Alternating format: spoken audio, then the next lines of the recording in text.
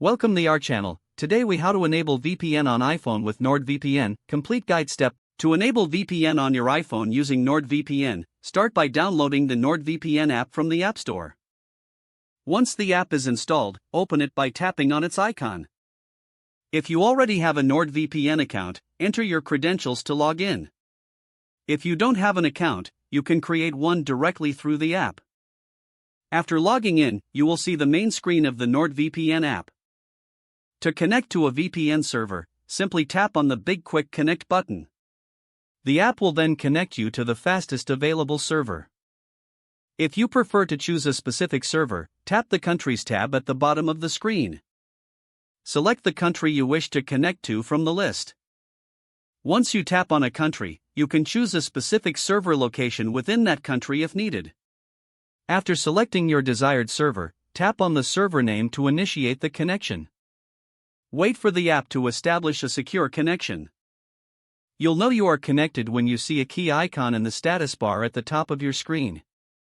To disconnect from the VPN, return to the NordVPN app and tap the Disconnect button. For added convenience, you can enable the automatic connection feature in the settings. This will ensure that your VPN connects automatically whenever you access the internet. To do this, go to the Settings section in the app. Look for the Auto Connect option and toggle it on. Finally, enjoy the privacy and security that come with using NordVPN on your iPhone. If the page does not load, refresh the browser or try again in a private or incognito window. Make sure you are using the correct email address, then retype it carefully to avoid small typos. If your password is not accepted, use the reset option and create a new strong password you can remember. Check your spam folder for verification or security emails, then complete any requested confirmation steps. Enable two-factor authentication if available to improve account security and reduce unauthorized access risk. After signing in, review your profile details so your contact information and settings are accurate and current.